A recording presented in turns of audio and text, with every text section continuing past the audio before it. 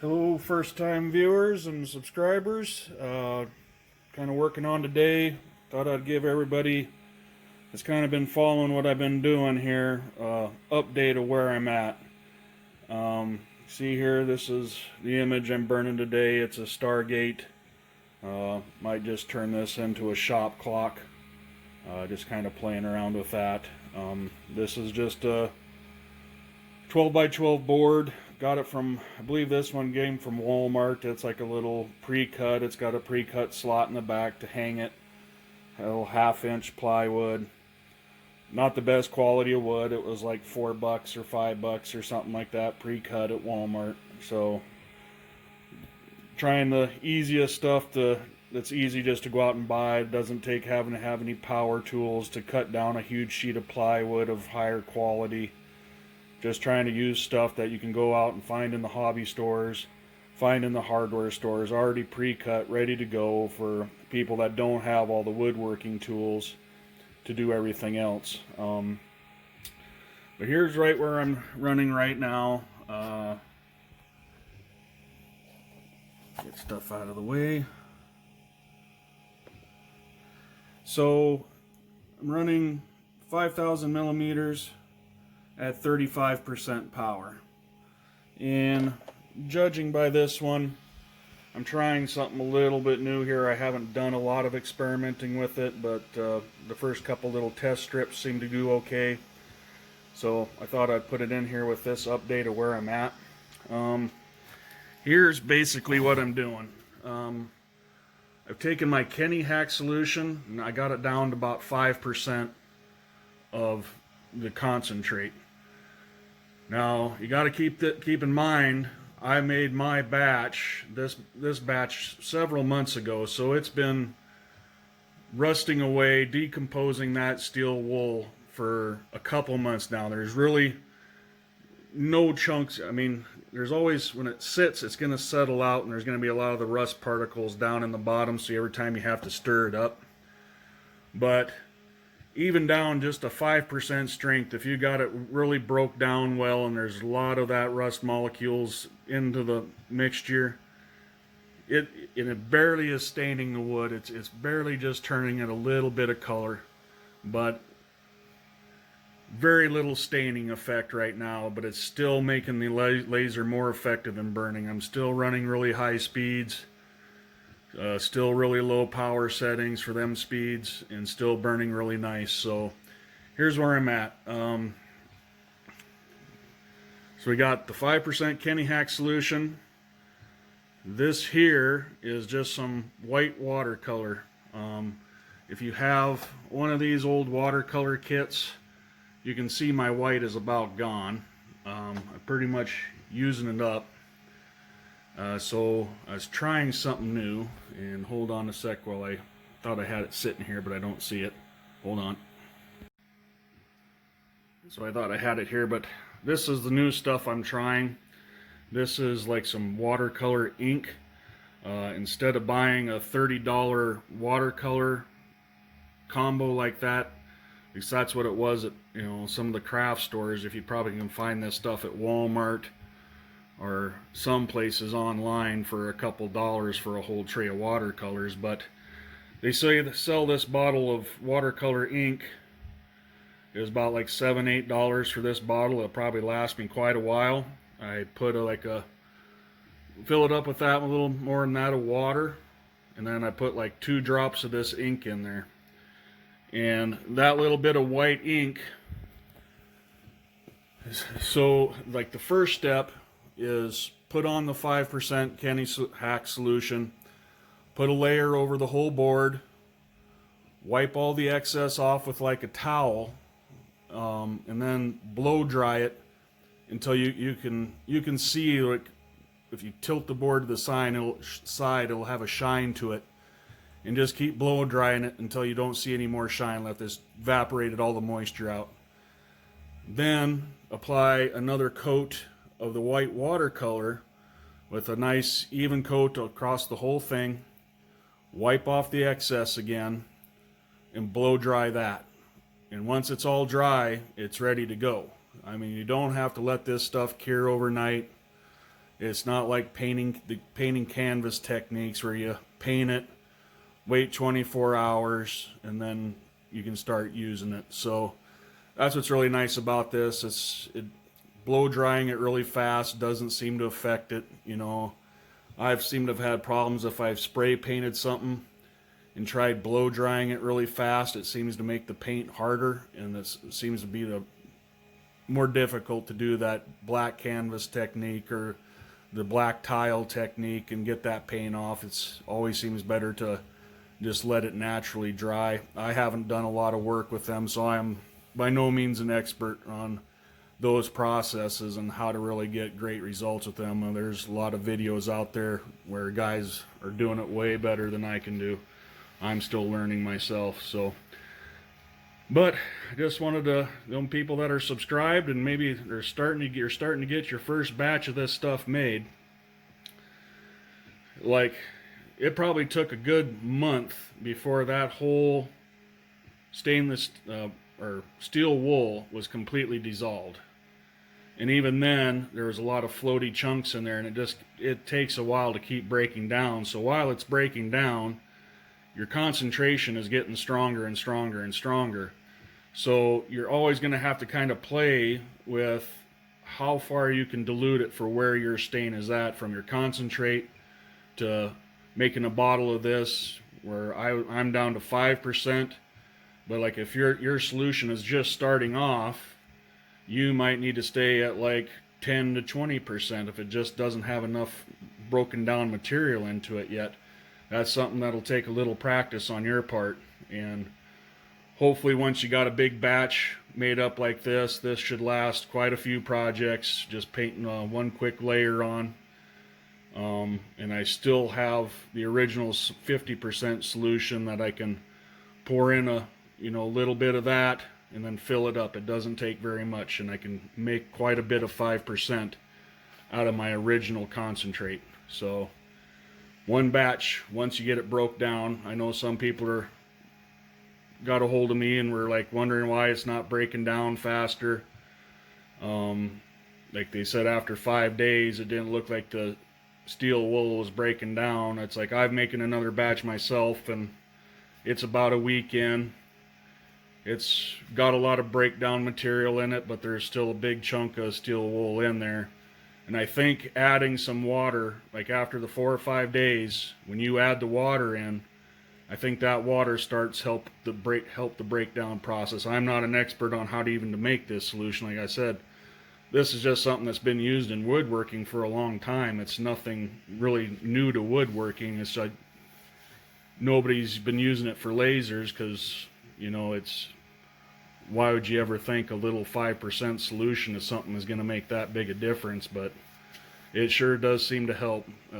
As you can see, if you watch my other video put out a few days ago, I had this thing up to 9,000 millimeters per minute.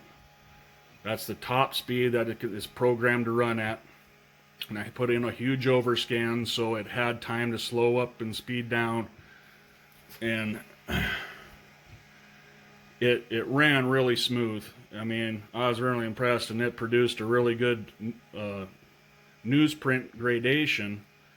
So that's where I'm switching to right now. I'm trying, I was really impressed on how good a gradation that newsprint, and that's what the other plugins, some of the other plugins use, is the newsprint, because you're basically burning the same black dot all the way across the whole pattern. It's just how many of the black dots in a row it's putting in. So even if you got a very, very light shading, when it hits it with just a few black dots, it kind of gives the illusion of it being a lighter shade, where like if you're using some of the other scales, it's tough to get that low end shading. So I'm just starting to mess with the newsprint, see if that helps me get better quality pictures. The first ones I tried out, right now it looks like about 400 dpi is the resolution you want to run out. If you start getting lower dpi than that, you'll start seeing the newsprint grain a little bit more. It'll start getting more pixelated. But at 400, it's so small, it's small enough to trick your eye into making it look solid even in the really light areas. So we'll show you a clip of this when it's all over. That's where we're wrapped up. So you guys that are making this solution, this is where I'm at for the progress on the Kenny hack. Still a lot of things to figure out. I hope some of you are starting to use it, maybe figuring out some other uses for it, new ways to make it darker, better, you know, trying different things, you know, just to help improve the darkness of the burn and how fast you can do it. And let me know how things are coming. I can't wait to see other people using this. Some other deals I thought I'd add while I was sitting here waiting for this thing to finish. Like I said, I'm pretty much just using Lightburn to do all my settings, using its Newsprint dither. You can adjust the brightness and contrast and gamma in here. I haven't really started messing with that yet. I'm trying to get first an even coding, and then I'm going to start playing with how to make the images better. There's a lot of people out there doing way better print jobs than what I'm doing, and that's because they understand a lot more of the process than I do. So the limitations of the stuff right now, if the images aren't quite perfect, it's just my lack of knowledge so far of how to make really good photo quality work. So that's going to take some more experimenting and more playing and more work, but we'll get there. But something to keep in mind, when you're running this fast, it's probably good to set up the overscan in the project. And that you do that by, in the image setup, go into here, turn on the overscan. Like for here, 10% was like an 8mm overscan. So when it gets to the end, it's given a little extra room for it to kind of slow down and speed up, like I was talking about, and that's where you set that up. I'm trying to find out what the acceleration is set for these machines, so it'd be easier to figure out if it's, say, 400 millimeters per second or something, or per millimeter. Something like that, where if you're doing 4,000 speed and it had acceleration of 400, well, you'd need 10 millimeters for it to slow down and speed back up to the proper speed, where it wasn't, you're trying to just minimize how much it's banging at the end of the return. If you see that one going 9,000, I had about a 50 millimeter overscan, just because I wanted to take a 200 millimeter job and stretch it to 300 millimeters, the full length of this board.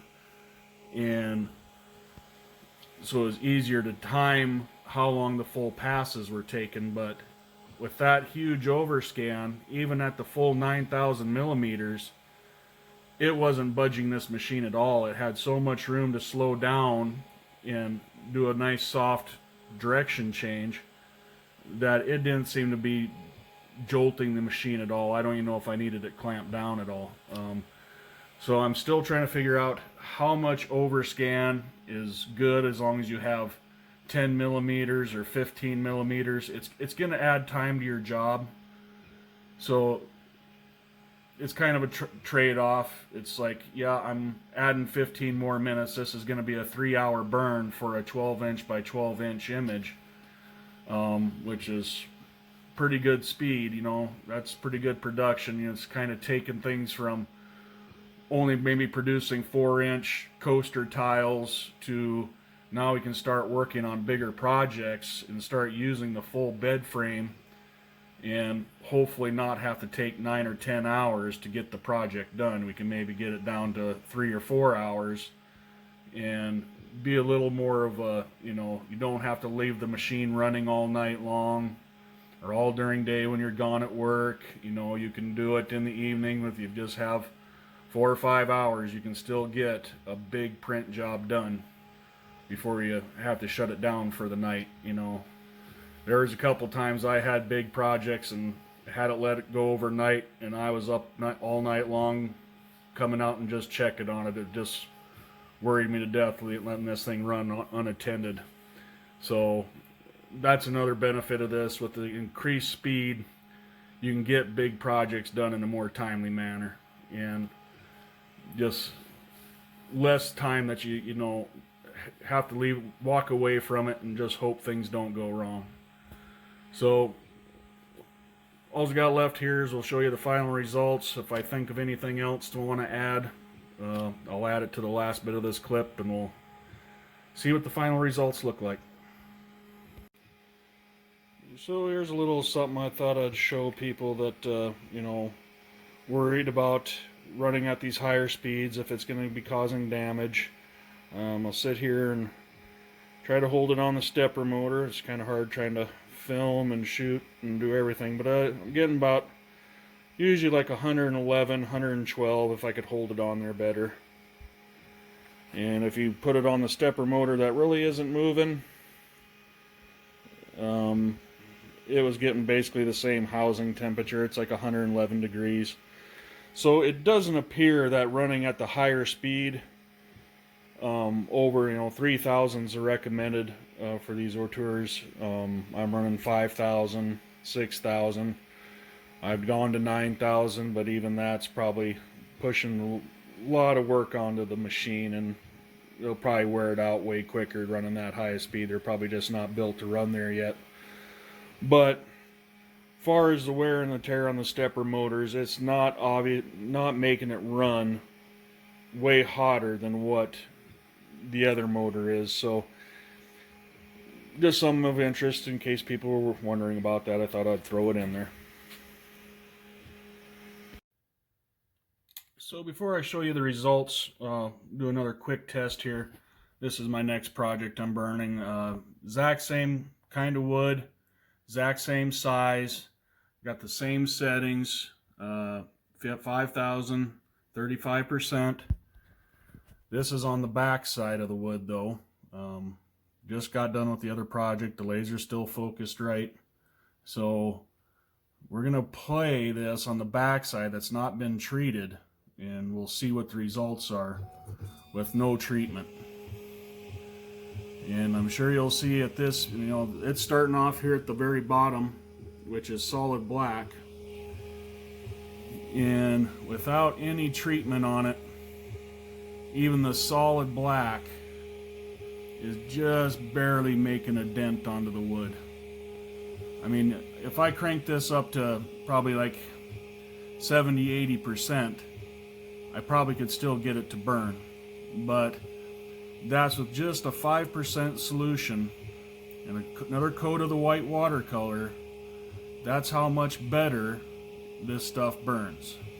So I mean, it's possible to do all this stuff without this treatment, but it does allow you to run up to higher speeds and lower laser power to get the same results, so that's what it doesn't make better results. It just allows faster speeds, lower laser power. So that's what the Kenny hack is doing.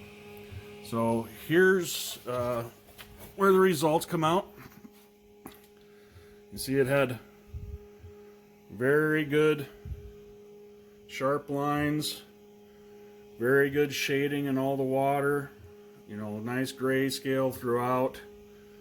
You can see like some places where the grain structure changes in the wood, it did burn a little deeper in some like darker woods grains.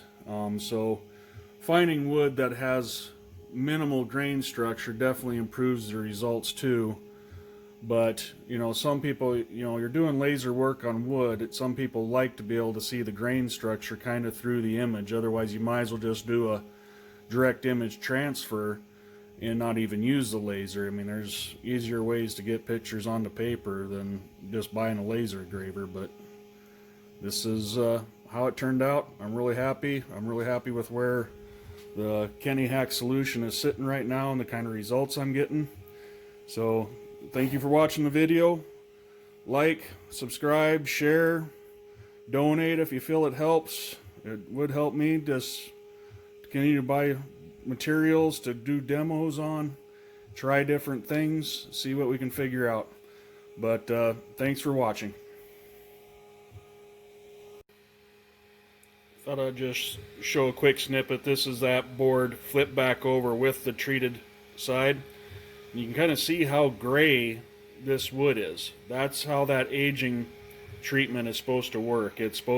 Some woods it turns a light brown, some woods it turns gray. This one turned gray. It's one of the first store-bought woods. This is from the wood pile, which is a supplier for Hobby Lobby. So it's one of the first times I burned on one of their boards. A lot of the other pieces either come from Home Depot or Walmart, and it's the first time I've tried stuff from the wood pile suppliers. So it definitely gets that gray weathered wood look, which is something I really like. That's why I initially made this Kenny Hack solution, was it because it's an ager. It's supposed to age wood to look like driftwood. So if you like that gray wood effect, look into maybe whatever kind of wood they're using for. The brand name's the Wood Pile, and it's at Hobby Lobby. Alright, thanks again for watching.